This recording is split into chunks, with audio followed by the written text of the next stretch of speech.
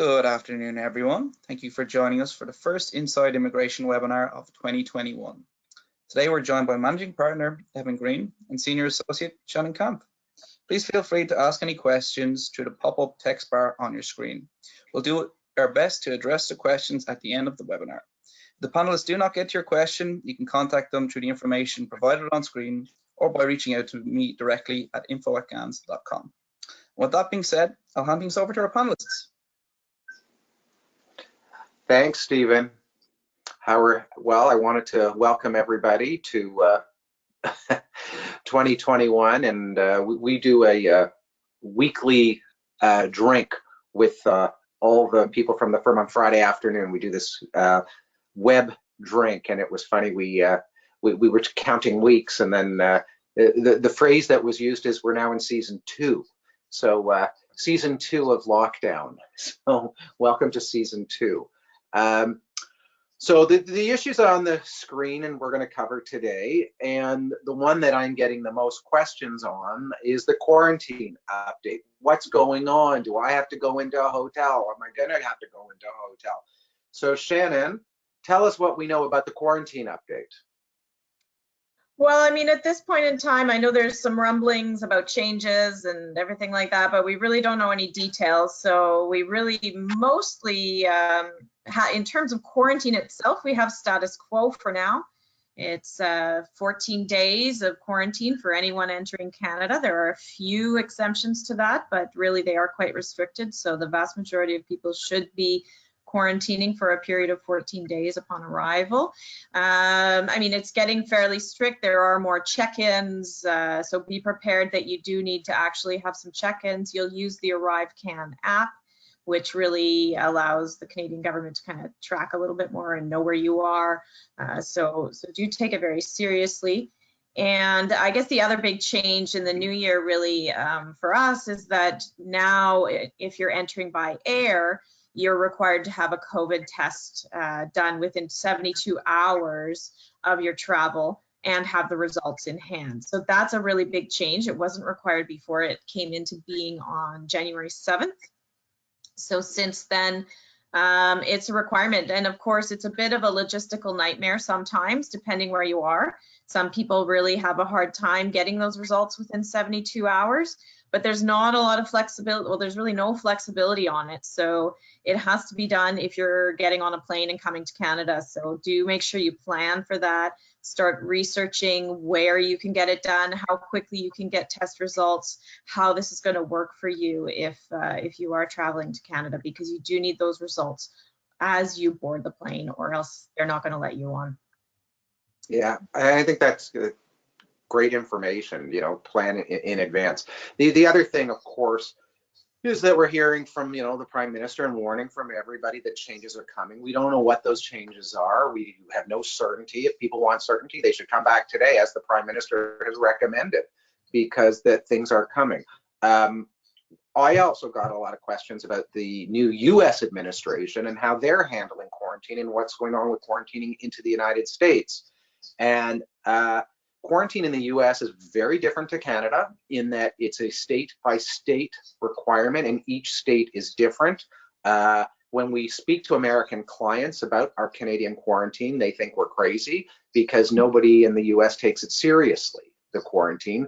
But that may change. The one thing that has changed as of yesterday, similar to Canada, you need a COVID test to fly to the United States. Has to be within 3 days of flying. So once again, that is a new requirement that you have, and anecdotally, we're hearing that people are facing great scrutiny if they are traveling for non-essential purposes into Canada or the United States.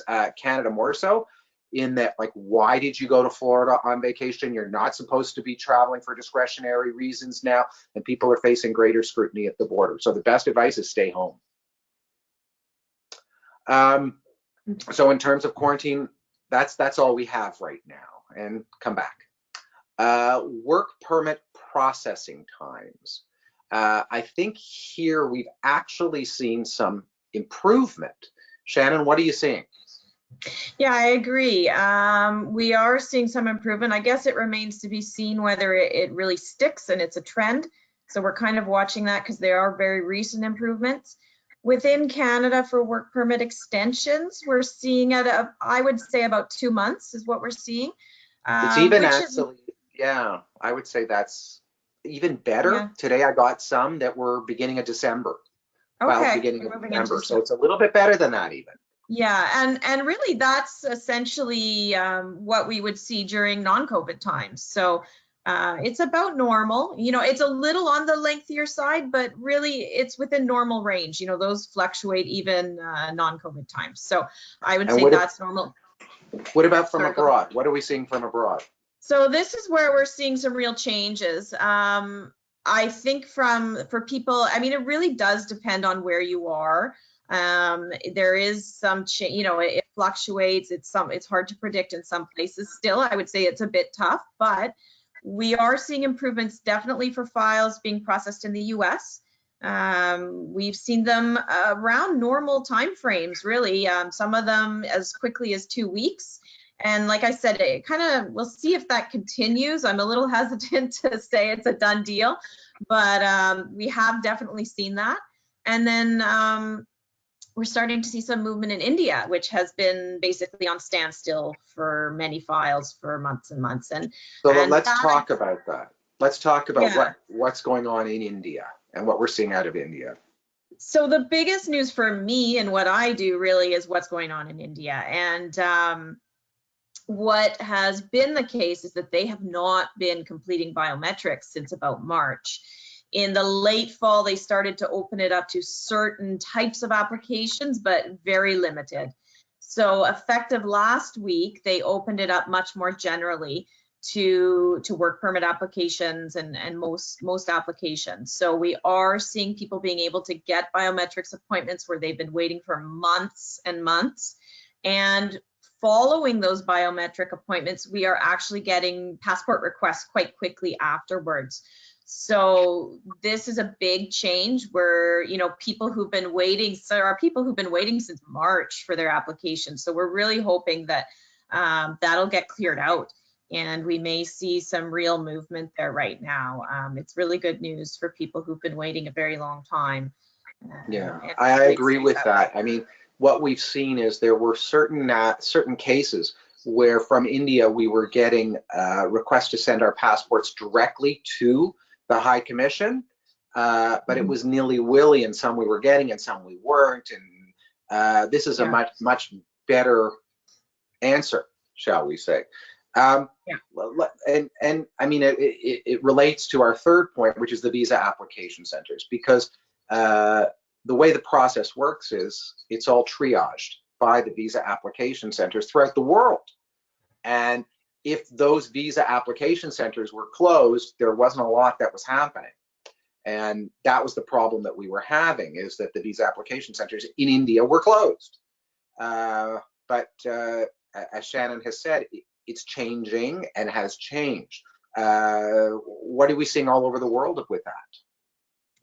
Well, I did a quick search before this presentation, and I don't see any that are technically fully closed at this point in time. That's good news. There may be, I may have missed some, but I didn't see any. I looked through the major ones that we tend to use, and they all have at least limited services. So a lot of them are limited in terms of, you know, the biometrics are only for certain groups or with appointments, and you know, they're not allowing you to come in person to submit your passport. They have new special instructions.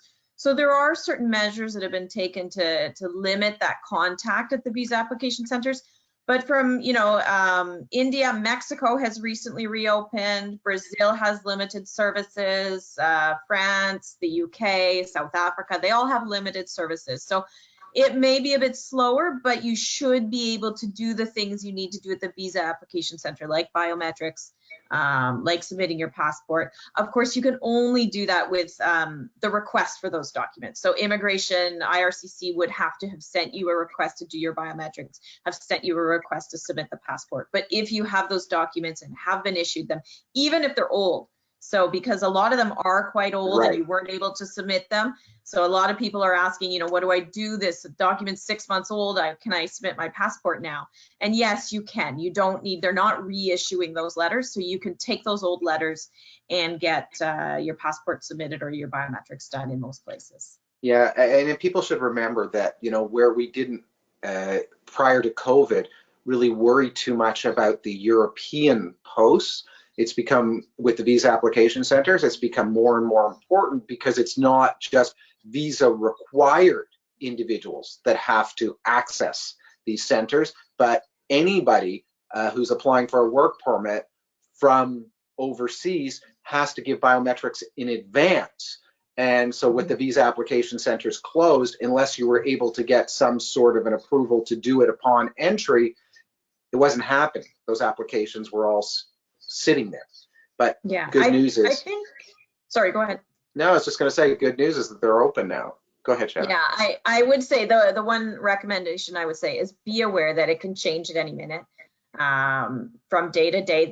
And also, even if it's open, they often change their instructions because they're adapting to the situation and who can get in and what lockdowns they're affected by, et cetera, wherever they are. So absolutely check before you submit anything. Double check the date. You might have planned it 2 days ago. The day you're submitting your passport, double check again to make sure it's still valid, it's still open, and be aware that it can change at any minute.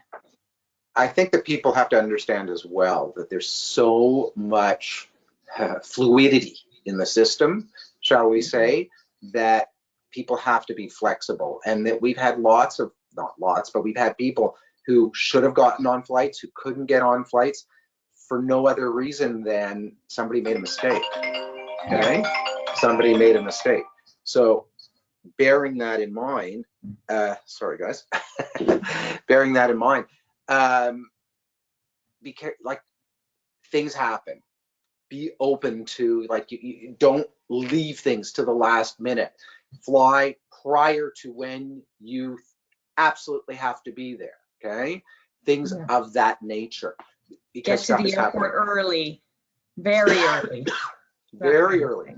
I mean, we've seen lots of times, because if the Air Canada agent is deciding whether you're getting on the plane or not, and they're not sure, they got to get through to the IRCC liaison overseas, and they've got to deal with the issue. Okay, so it's difficult, it's fluid, and be flexible and be understanding and check in advance, right? Check in advance. People who went home for Christmas, shall we say, and thought nothing about coming back with their families, right? Because they've never had a problem. Well, under the rules, the primary work permit holder, they're good, but the family members may not be good to travel. They may need approvals before they come back. So it's really, really important, and it relates to all this stuff, is to get the correct advice, speak to counsel before any travel is undertaken, okay? And we can only give you what we got today, okay? And that's the bottom line. You leave, and how many people left and then suddenly had to get a COVID test to come back and weren't expecting that. It must have been. Right, and there's no COVID test because I went to, I don't know, Bermuda, and they don't do the testing in Bermuda, right? It could be like that too. So there's all these things. If you leave, expect delays, bottom line. Okay, so let's talk about permanent residence and what's happening with permanent residents. And what we've seen, it's very interesting, because when COVID first hit, what happened was with the express entry draws, they basically only were pulling CEC applicants. So those are applicants who have at least a year of work experience in Canada. And the number that they pulled at went way down. I think it went as low as 427, I'm going to say, 427, 430 in the spring, early summer. That's how low it went. And then the government changed track and started pulling federal skilled workers and CEC applicants, and the numbers went back up to 470. Okay, so big difference. the last 2 draws that we've had have been exclusive CEC draws. So once again, the numbers are coming down. So our advice to people is, if you qualify in the CECs, get yourself in, because you may be able to take advantage of this lowering of points that may not occur. Okay, we don't know, because we never know, but they drew, I think it was 4,700 or something in the last draw. It was a huge number, and the numbers have come way down. And if they continue with just CEC draws, they're going to drop even further. So you may be able to take advantage of things and not have to wait as long to qualify for permanent residence. Shannon, changes in the post-graduation work permit. And this is very exciting for us. Tell us about it. Yeah, there's a new policy. The details just came out today, so it's brand new. Hot off the press. Hot off the press, and it's really exciting for some people. The idea behind it is normally when you get a post-grad work permit, so after you've completed a program of studies in Canada that qualifies, you can get a post-grad work permit. And the thing about the post-grad work permit is that it has always been a one-time opportunity. You get one post-grad work permit and that's it. So use it or lose it, use it properly. To get you the skills and the work experience that you need for your PR. Well, they've, for the first time ever, made a bit of an adjustment to this. And really, it's a recognition that people who are kind of have their work permits expiring or have expired may have been affected by COVID and their ability to get that work experience. So the idea is that those, they may have lost jobs or not been able to get jobs that they need to be able to become a PR so that they qualify with the work experience. So there is this opportunity to extend in certain circumstances. So what you need is, this will be in place until July 27th of this year. So that's it, and then it's no longer available. So there's an end to this program. You must hold a post-grad work permit or have held a post-grad work permit that expired on or after January 30th of 2020. So it's a fairly, within the past year, you've had a work permit, a post-grad work permit that has expired or will expire in the 4 months prior to applying for the application. And if you fall in that and you've maintained your status in some way, shape, or form in Canada, or you're eligible for restoration or have applied to restore your status, then you may be able to get an 18-month extension on your post-grad work permit. And that's it, 18 months tops. If your passport is expiring, good. Yeah, it's never been done. It's never been available. One thing to keep in mind, if your passport is expiring in less than 18 months, you can only get it to the validity of your passport. So you might want to get that passport extended if you can before you apply to get the full 18 months, because they won't extend it beyond that. So do think about getting your passport extended. Yeah, it's really going back to the issue I was just discussing with the CEC and the numbers coming down in the CEC. It allows for Canadian graduate students, Canadian graduate students to be able to score more points. So it's great. Yeah. Great. So that's good news, hot off the press just today. So the other big issue, shall we say, in the last month is the change in the US administration. And what we've seen so far is a basically return to the good old days, shall we say, of the Obama administration. And there's been, so far, I would say, firstly, a huge change in tone, in that the US government being against immigration is now looking at a forward path for many, many different programs. What we saw over the last 4 years has been tightening, more difficult, and more difficult. And with the change in the administration, we expect a change of tone all the way around.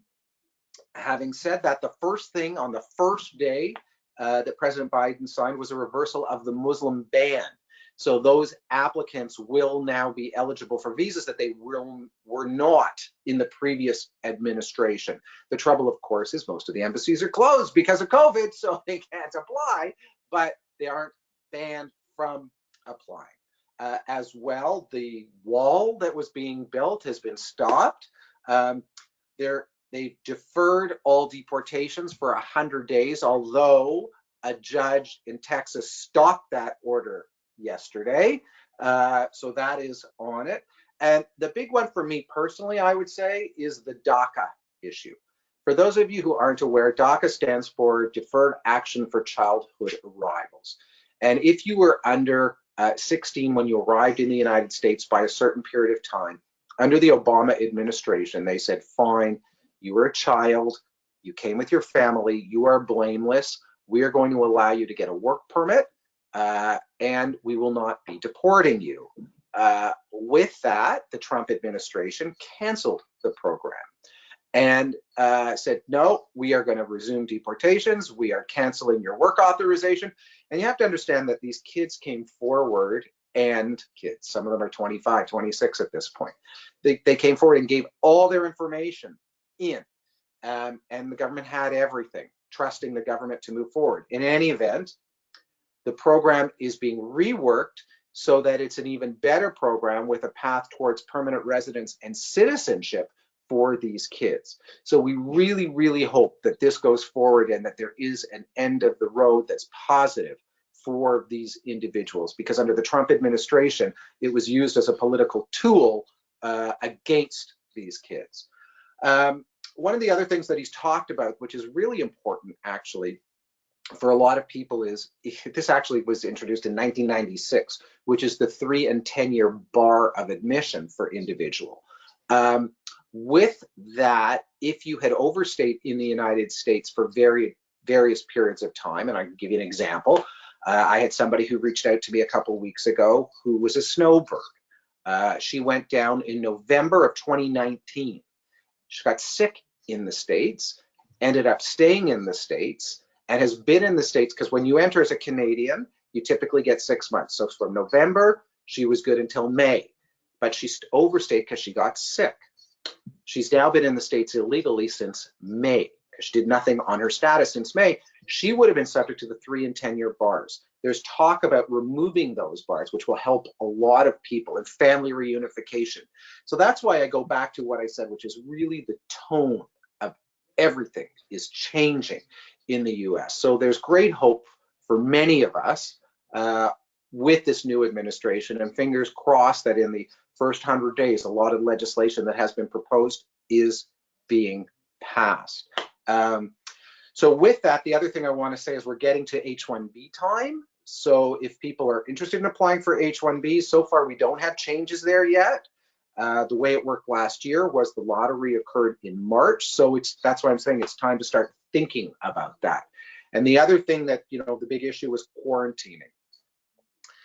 As I said at the beginning, there's no federal quarantine, but as part of the executive orders, the president said within 2 weeks, so that was February 3rd, he wants a report on quarantining if it was possible. I don't think it's going to happen. I don't think there's a taste for it, but it is something to be aware of and to watch for, that there could be a quarantine when you enter the United States.